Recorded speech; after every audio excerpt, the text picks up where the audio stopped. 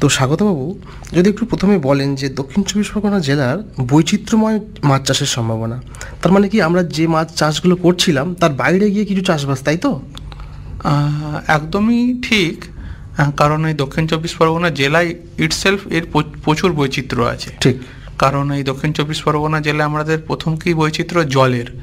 এই জল আমাদের সাধু জলও পাই, ঈষৎ নোনা জলও পাই, আবার একদম নোনা জল পাই। তো এখানে অনেকটা আমরা বৈচিত্র্য পাই। তবুও আমরা যে পুকুরে যে সমস্ত মাছের টাসগুলো করি, কীগুলো করি, যেগুলো মেনলি জিওল মাছের চাষ আর পোনা মাছের চাষ। তো এইটা করতে করতে এদের প্রায় একই রকমের রোগ পোকা দেখতে পাওয়া যায় যে ওদের সংক্রমণ হচ্ছে। সেক্ষেত্রে আমরা যদি একটু যে সমস্ত এবং বৈচিত্র্যে গেলে আমরা যদি তাদের ইকোনমিক ভ্যালু বা বাণিজ্যিক ভ্যালু না থাকে তাদের তো করে লাভ নেই।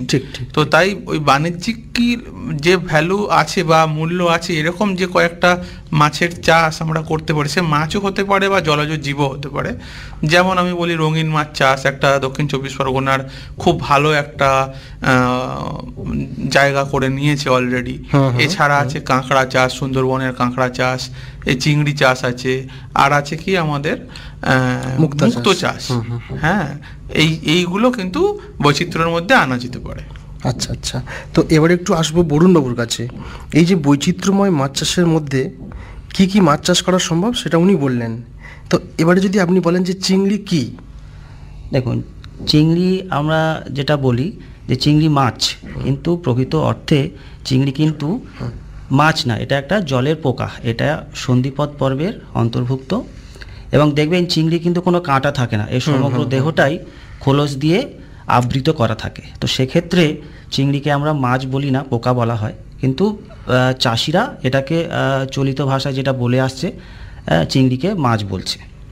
আচ্ছা, চিংড়ি মাছের এই যে চাষ মূলত কোন কোন প্রকার জলাশয়ে করা যেতে পারে?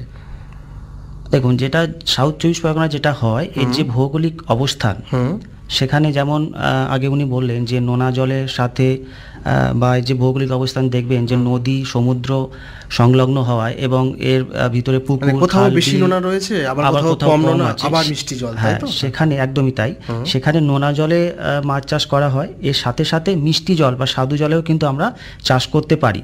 তো এই জেলাতে দুটো যে জলের সংমিশ্রণে চাষ করা হয়, যেমন নোনা জলে আলাদা একটা কালচার করা হয় এবং মিষ্টি জলে আলাদা আমরা কালচার করি। এবারে যদি বলেন যে নোনা জলে কিভাবে চিংড়ি চাষ করা যেতে পারে? দেখুন, নদীর জোয়ারের জল, অর্থাৎ অমাবস্যা পূর্ণিমাতে নদীর জোয়ারের জলটাকে যদি আমরা নিয়ে, যেটা নোনা জলটা আছে সেটাকে ভেড়ির মাধ্যমে যদি আনা হয়, ভেড়িতে এনে সেখানে কিন্তু এই চিংড়ি মাছের সাথে অনেক মাছ ঢুকে আসে। সেখানে পার্শে আসতে পারে, ভাঙর আসতে পারে, ভেটকি আসতে পারে। তো আমরা একত্রিতভাবেও চাষ করতে পারি অথবা এককভাবেও চাষ করতে পারি। কিন্তু যদি মনে করি যে আমরা এককভাবে চাষ করব, সেক্ষেত্রে আমরা এই মাছগুলোকে আমরা আলাদাভাবে রেখে দিতে পারি, আলাদাভাবে এদেরকে সেগ্রিগেশন করতে পারি, করে আমরা একত্রিতভাবেও চাষ করতে পারি অথবা আলাদাভাবে মানে চাষ করতে পারি। তো স্বাগতবাবু, তো আপনার তো অনেক অভিজ্ঞতা রয়েছে সুন্দরবনের বিভিন্ন অঞ্চলে যাওয়া, তাই তো? হ্যাঁ। এবং সেখানে কাঁকড়া চাষ নিয়ে যদি একটু আপনি বলেন আমাদের।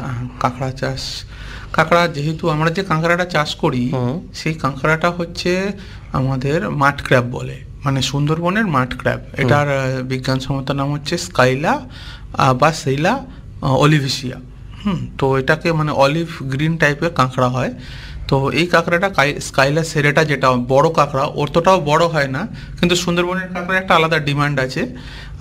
এবং কাঁকড়া চাষের ক্ষেত্রে আগে একটা চিরাচরিতভাবে কাঁকড়া চাষ হতো কি কাঁকড়ার ফ্যাটেনিং বা কাঁকড়াকে মোটাজাতকরণ। আচ্ছা, এবার এই মোটাজাতকরণ করার জন্য ওরা কি করতো, বনে কাঁকড়া সিড কালেক্ট করতে যেত, এবং সেতে আমার দেখা অনেক ব্যাড এক্সপিরিয়েন্স আছে। আমাদের এই চাষি ভাইরা অনেকে বাঘের পেটে চলে গেছে। তো এটা খুবই দুঃখজনক ঘটনা। তো আমরা শস্য শ্যামলা কৃষি বিজ্ঞান কেন্দ্র থেকে ট্রেনিং করাই যাতে কিনা কাঁকড়াকে ওইভাবে জঙ্গল থেকে আহরণ না করে, যদি ওরা কাঁকড়ার এখন নতুন আর একটা চাষ বেরিয়েছে, সেটা হচ্ছে বক্সে রেখে ফ্যাটেনিং করানোর, মানে ছোট ছোট বক্স পাওয়া যায়, সেই বক্সের মধ্যে কাঁকড়াকে দিয়ে, কাঁকড়া যখন সফট সেল কাঁকড়া বলে, সেটাও অনেক সময় করে লাভ হয়। কিন্তু বাজারের ডিমান্ড হচ্ছে আবার ডিমওয়ালা কাঁকড়া। সেই দামোদর সেটের একটা গল্প আছে না, সেই দামোদর সেট নিয়ে যে কবিতাটা আছে আমাদের, সেই কাঁকড়ার ডিম চাই। তো কিন্তু এই কাঁকড়ার ডিমের জন্য ওই গ্র্যাভিড কাঁকড়াগুলোকে যখন আমরা ধরে নিয়ে এসে বাজারে বিক্রি করি, তাতে আমরা প্রায় লাখ লাখ নেক্সট জেনারেশন কাতলাকে আমরা মেরে ফেলি। আচ্ছা, তো এই আমাদের সতর্ক থাকতে হবে যেন কোন পার্টিকুলারলি গ্র্যাভিড কাঁকড়া, মানে যার ডিমটা কালচে হয়ে গেছে, সেই কাঁকড়াগুলোকে যেন আমাদের সুন্দরবনের চাষি ভাইরা না ধরে। তাহলে আধুনিক কাঁকড়া চাষ বলতে আপনি কি বোঝাতে চাইছেন? আধুনিক কাঁকড়া চাষ বলতে আমরা বলতে চাইছি যে কাঁকড়ার যদি সিড পাওয়া যায়, অথবা যে কাঁকড়া ছোট ছোট কাঁকড়াগুলোকে যখন তারা ধরে নিয়ে আসছে, তাদেরকে 15 থেকে 20 দিন ওই যে নোনা পুকুরে রেখে তাদের ফ্যাটেনিং করিয়ে আবার বিক্রি করে দেওয়া। এর মধ্যে যদি কোনো ডিমওয়ালা কাঁকড়া পাওয়া যায়, তাদেরকে পুনরায় আবার জলে ছেড়ে দিতে হবে। আচ্ছা, তাহলে কি এদের সংরক্ষণ করা প্রয়োজন বলে মনে করেন? অবশ্যই প্রয়োজন। কাঁকড়ার সাথে কিন্তু সুন্দরবনের ইকোলজিক্যাল একটা ইম্প্যাক্ট আছে। ওই মাটি নরম করে তবে সুন্দরীকরণ গেওয়া গাছগুলো আবার বাড়তে পারে, এবং এই সুন্দরবন কিন্তু আমাদের অনেক ক্ষেত্রে বাঁচিয়েছে। তাহলে আপনি বলছেন যে কাঁকড়া চাষও একটা বৈচিত্র্যময় চাষের মধ্যে আসছে, একটা বৈচিত্র্যের মধ্যে পড়ে কাঁকড়া ফ্যাটেনিং, পার্টিকুলারলি মোটাজাতকরণটা। আচ্ছা, আপনার রঙিন মাছের কথায় আসবো, তার আগে একটু যাব বরুণবাবুর কাছে। বরুণবাবু যে কথা বলছিলেন যে চিংড়ি যে মাছের আমরা চাষটা করব, এদের খাদ্য কি কি লাগে? আচ্ছা, এদের খাদ্য বলতে দেখুন, এদের প্রথম অবস্থায় এরা শ্যাওলা, সবুজ সবুজ শ্যাওলা এরা খায়, এবং যখন আস্তে আস্তে এরা বড় হয়, তার সাথে সাথে ওরা ছোট পোকামাকড়গুলো খেতে শুরু করে।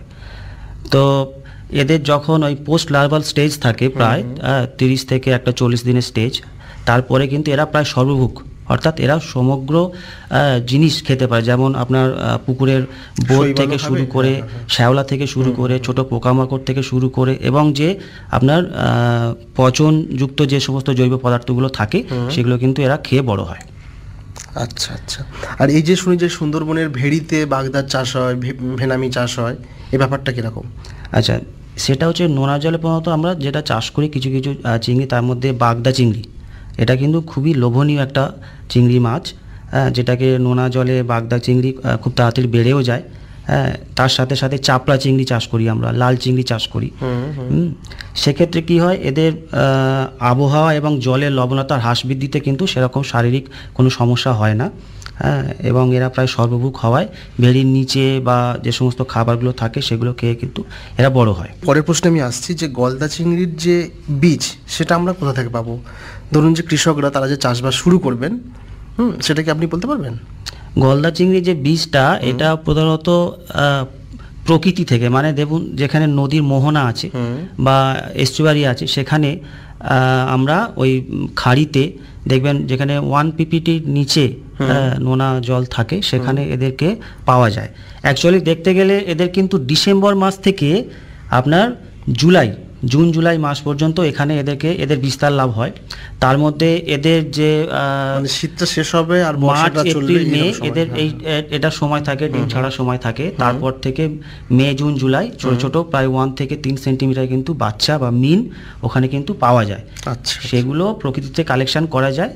তাছাড়াও কিন্তু অনেক ক্ষেত্রে আমরা হ্যাচারির মাধ্যমে কিন্তু এটাকে তৈরি করতে পারি, যেহেতু আপনার ট্রান্সপোর্টিংয়ে নানা রকম সমস্যা হতে পারে, অনেক ক্ষেত্রে মারা যায়, বা যে পরিমাণে আমার চাষের প্রয়োজন সেই পরিমাণে যোগান না পাওয়ার ক্ষেত্রে কিন্তু হ্যাচারির মাধ্যম, মানে হ্যাচারিতে চাষ করতে গেলে কিছু কিছু বিষয় আছে, সেগুলো যদি ওরা একটু মাথায় রাখেন তাহলে কিন্তু সেটা খুব ভালোভাবেই করা যাবে, তাই তো? একদমই তাই। একটু বলে দিন সেই পয়েন্টগুলি। আচ্ছা, হ্যাচারির মাধ্যমে যে গলদা চিংড়ি চাষ হবে, সেখানে যে মিন উৎপাদনটা হবে, সেই চিংড়ি মিনের পরিমাণ একইভাবে দেখা যাচ্ছে কমে যাচ্ছে, যে প্রকৃতি থেকে যেটা আমরা করছি।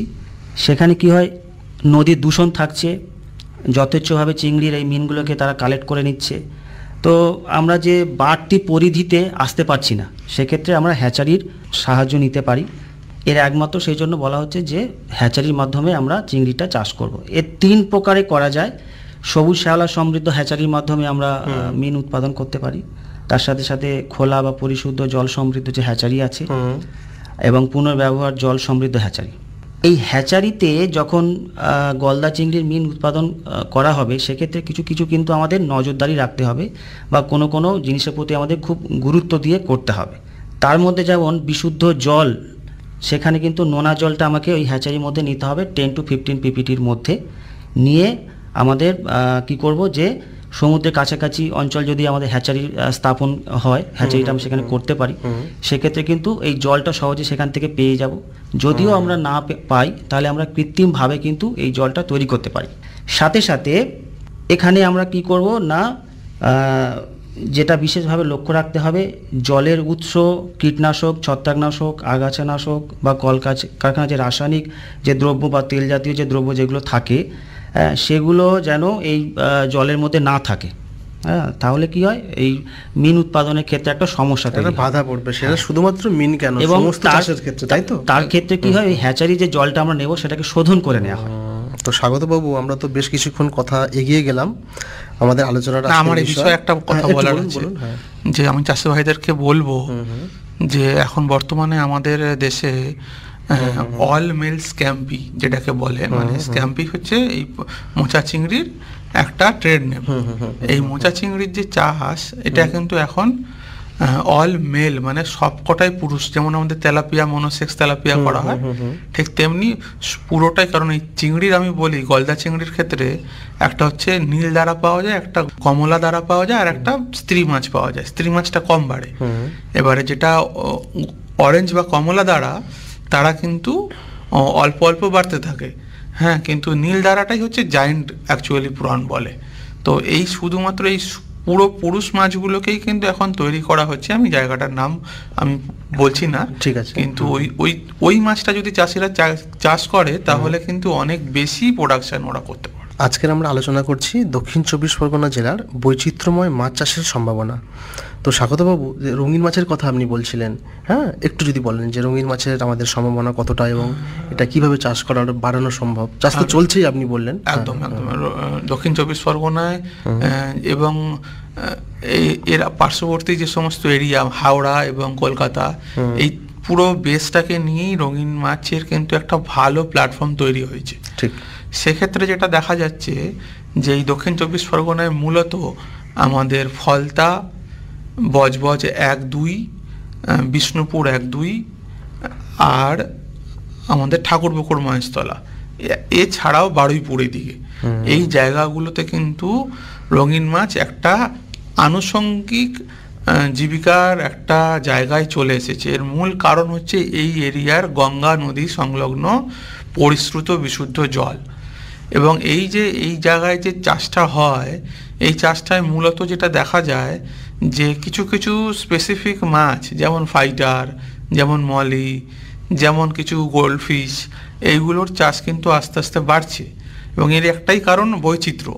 চাষি ভাইরা এখানে জায়গাগুলো কমছে, এরা ঠিক এমন জায়গায় আছে যেটা শহর থেকে একটু কাছে এবং গ্রামের থেকেও মাঝখানে অবস্থান করে, এবং এরা উন্নততর আস্তে আস্তে গ্রামে পরিণত হচ্ছে। সেখানে জায়গা কমছে, বাড়িঘর তৈরি হচ্ছে, এবং তারা খুব বড় বড় মাছ চাষের জায়গাগুলো হারাচ্ছে, যেটা কিনা একটা খুব ভাববার বিষয় আগামী দিনে। তো তারা একটা ব্যতিক্রম জীবিকা হিসাবে এই রঙিন মাছ চাষকে নিয়েছে পাথেয় করে। এবং এই যে বৈচিত্র্যময় চাষ, এক্ষেত্রে আমি বারবারই একটা বলবো, আমাদের চাষিরা পিছিয়ে পড়ছে দুই একটা জায়গায়। আমরা কিন্তু ওয়ার্ল্ডের যে ডিমান্ড, বা অ্যাটলিস্ট ইন্ডিয়ার যে ডিমান্ড, যে কোন গোল্ড ফিশটা এখন মার্কেটে চাহিদা আছে, যেমন একটা গোল্ড ফিশের আমি নাম বলছি, ওরান্ডা গোল্ড ফিশ। তার মাথায় একটু মাংসল পদার্থ থাকে এবং ট্রাই কালার, মানে কি এরা লাল, কালো আর সাদা মাছের ক্রস করে এই মাছটাকে তৈরি করেছে। এবারে এই মাছের এক একটা জোড়া, মানে জোড়া পড়ে যাচ্ছে 1000 টাকা করে, কিন্তু আমাদের চাষিরা যে মাছটা তৈরি করছিল সেটার দাম হয়তো 5 টাকা কি 10 টাকা পিস। আচ্ছা। তো আমাদের এখন ওই ভ্যারাইটির ব্রুড স্টক তৈরি করতে হবে, করে যদি আমরা ব্রিডটা করাতে পারি, তাহলে কিন্তু আমাদের চাষিরা মিনিমাম 500 থেকে 600 টাকা পার পেয়ার একই মাছ একই পরিমাণ খাবার খাবে, আমরা বেচতে পারবো। তার মানে আমাদের যেখানে লাভটা বেশি আসবে সেখানে আমরা যাব। একদম। আচ্ছা, কত রকমের রয়েছে রঙিন মাছ? রঙিন মাছের অনেক ভ্যারাইটি আছে। তার মধ্যে প্রথম যেটা আমরা বলতে পারি যে একটা হচ্ছে এগ লেয়ারার, যারা ডিম পাড়ে, যেমন অ্যাঞ্জেল মাছ, গোল্ডফিশ। আর একটা আছে লাইভ বিয়ারার, বা যারা ডাইরেক্ট বাচ্চা প্রসব করে, সেগুলো হচ্ছে মলি, গাপ্পি, প্ল্যাটি। এবং এইগুলো হচ্ছে স্টার্টার মাছ, মানে যারা কেউ ধরুন হঠাৎ চেঞ্জ করছে, তাদেরকে আমরা প্রথমে এই মাছগুলো বলি, কারণ এদের বাচ্চার সাইজ অনেক বড় হয় এবং খুব ইজিলি মেনটেন করতে পারে। আচ্ছা আচ্ছা, এবং এর একটা বাণিজ্যিক চাহিদাও আছে। এছাড়াও আছে ফাইটার মাছ, যেটাকে আমরা বেট্টা বলি, এর একটা আলাদা ওয়ার্ল্ড আছে, এর জন্য কোনো অক্সিজেনের মেশিন দরকার হয় না, এটা ওরা নিজেরাই কিন্তু করে নিতে পারে চাষটা, খুব অল্প জায়গার মধ্যে এই ফাইটার মাছের চাষ হয়ে যেতে পারে। তাহলে আপনি বলবেন যে আমাদের এই জেলায় দক্ষিণ চব্বিশ পরগনায় এই যে রঙিন মাছের একটা ভবিষ্যৎ রয়েছে, তাই তো? দক্ষিণ চব্বিশ পরগনায় অলরেডি যে কটা ব্লক আমি বললাম ওখানে তো ভবিষ্যৎ দেখা যাচ্ছে, এর সাথে সাথে আরও আশেপাশে কিন্তু খুব দ্রুত ছড়াচ্ছে। এবং আমি বলবো কারণ আর একটা, এখানে আমাদের ট্রান্সপোর্টেশনটাও খুব বড় প্লে করছে, আমাদের দক্ষিণ চব্বিশ রাস্তাঘাট খুব ভালো, এবং তার সাথে আমাদের হাওড়াও খুব একটা দূরে নয়, যেটা অল ওভার ইন্ডিয়ায় আমরা করতে পারছি, আর এয়ারপোর্টও আমাদের খুব একটা বেশি দূরে নয়, মানে যে পরিবহনের ব্যাপারটা খুব সুবিধা রয়েছে, এটা আপনি বলছেন। আচ্ছা আচ্ছা, তো বরুণবাবু, আজকের আমাদের যে বিষয় যে আমাদের এই দক্ষিণ চব্বিশ পরগনা জেলার বৈচিত্র্যময় মাছ চাষ, তো এবারে আপনি কোন চাষের কথা বলবেন? আপনি বলছিলেন না যে চিংড়ির পরে মুক্তা রয়েছে, হ্যাঁ, একটু যদি মুক্তা নিয়ে কিছু বলেন। আচ্ছা, মানে এই যে মুক্তা বিষয়টা কি? মুক্তা আসলে এটা একটা কোডিন, যেমন বলে রাখি আমাদের যে দেশি ঝিনুক, এর এটা কি হয় যখন সঙ্গমের সময়, যেটা ন্যাচারাল, যেটা প্রকৃতিতে পাওয়া যায়, সঙ্গমের সময় কি হয়, এরা যখন ওই খোলস দিয়ে কামড়াকামড়ি করতে থাকে, তখন কোনো পার্টিকেল যদি ওর মধ্যে ঢুকে যায় তো ওর শরীরে একটা খুব পেন তৈরি হয়। তো সেই পেনটা হওয়ার জন্য ও শরীর থেকে একটা এক্সট্রাকশন বার হয়, যেটা ওই যে কন্টেন্টের মধ্যে ঢুকলো তার মধ্যে একটা কোডিং করে তাকে ঘিরে একটা আস্তরণ তৈরি করে, যেটা পেনটাকে রিলিফ, পেন থেকে সে রিলিফ পায়। আচ্ছা, তো এটাই যখন ধীরে ধীরে এর মধ্যে কোডিং জমতে থাকবে, হ্যাঁ, তখন এটা মুক্তার আকার নেবে, মানে সেটাই হচ্ছে মুক্তা। এই মুক্তার কথা বলতে গিয়ে একটি কথা মনে পড়লো, সুন্দরবনের একটি দ্বীপে আমি গিয়েছিলাম, সেখানে একজন কৃষক ওই এর মধ্যে মুক্ত পেয়েছে, ঝিনুকের মধ্যে মুক্তা, তার নাম চারিদিকে ছড়িয়ে পড়েছে।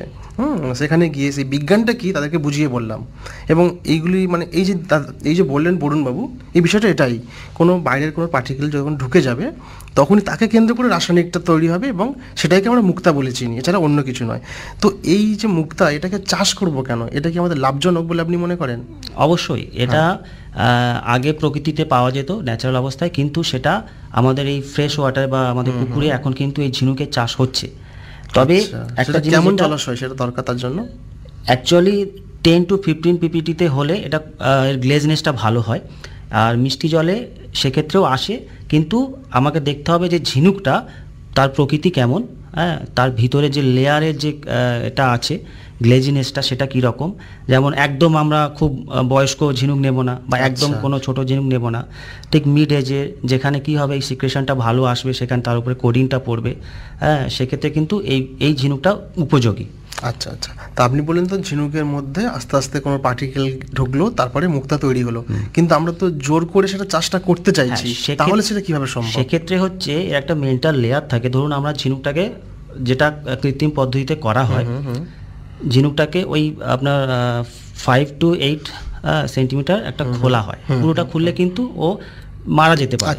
সেই জন্য যতটুকু প্রয়োজন ততটুকুই খুলতে হবে, খুলে ওর ঠিক যে মেন্টাল লেয়ার এবং ওর যে সারফেস লেয়ার, ঠিক ওর ভিতরে যদি আমি কন্টেন্টটাকে ঢোকাতে পারি, সেক্ষেত্রে কি হবে, এবং ওর মধ্যে যেন কোনো বাবলস বা কোনো এয়ার যেন না থাকে, আচ্ছা, তাহলে কিন্তু কোডিংটা সেইভাবে ওর মধ্যে পড়বে না। তো সেক্ষেত্রে চাষিরা যত ভালো কারিগর নিয়ে সমস্ত কাজগুলো করতে পারবে, তাদের সেই এটা খুব ভালো আসবে। এবং দেখা গেছে এটা করে প্রায় 2 বছরের কাছাকাছি যদি এটা চাষ করে সাধারণ ফার্মাররা, সেক্ষেত্রে কিন্তু এর উপরে একটা মুক্ত ভালোভাবে তারা পেতে পারে। তার মানে আপনি বলছেন যে 2 বছর সময় দিতে হবে, তাই তো? মিনিমাম। আচ্ছা, যে সময় আমরা এই সময়টা দেব, এই 2 বছরের মধ্যে আমরা সেখানে কি অন্য কোনো মাছ চাষও করতে পারবো? অবশ্যই। আচ্ছা আচ্ছা, আমরা অন্যান্য মাছের সাথে এটা চাষ করতে দেখতে হবে, তাই তো স্বাগতবাবু? আমি বলি এখানে একটা জিনিস, এই মুক্তার যে লাইফ সাইকেল যদি আপনি দেখেন, মুক্তা ঝিনুকের, এদের সাথে কিন্তু মাছের একটা সম্পর্ক আছে। আচ্ছা, এই মুক্তা ঝিনুক যখন ব্রিডিংটা করে, ওদের 2 রকম ব্রিডিং হয়, একটা সেক্সুয়াল, একটা আসেক্সুয়াল। তো যখন ওরা ওই স্প্যাট ফর্ম করে, তখন ওরা আমাদের যে রুই কাতলা মৃগেল আছে এদের গায়ে আটকে যায়, ওই স্টেজটায় ওদের মোটাইল স্টেজ, ওই জাস্ট আটকে যাবে, ওইটুকু ওরা নড়তে পারবে। যেই আটকে গেল তখন, কারণ আটকানোর একটাই উদ্দেশ্য আছে, ওরা কোনো চোষক ইউজ করে না, জাস্ট এয়ার দিয়ে আটকে গেল, মানে কোনো ক্ষতি করে না ওই মাছের। এবং ওই অনেক সময় চাষিরা ভাবে বোধহয় এটা মাছের গায়ে পোকা লেগেছে, কিন্তু নয়, তা নয়, এটা অ্যাকচুয়ালি মিথজীবিতাও ঠিক বলতে পারবো না, মানে ওরা জাস্ট গায়ে লেগে থাকে এবং ওই মাছগুলো যেহেতু চলাচল করে ওরা ওইটাকে ফিল্টার করে খাবারটা নেয় এবারে, এবং কিছুদিন পরে ওটা ফল ডাউন করে যায় মাটিতে, ওরা সেটেল করে যায়। সুতরাং এটাতে কোনো রকম অসুবিধা হওয়ার কথা নয়।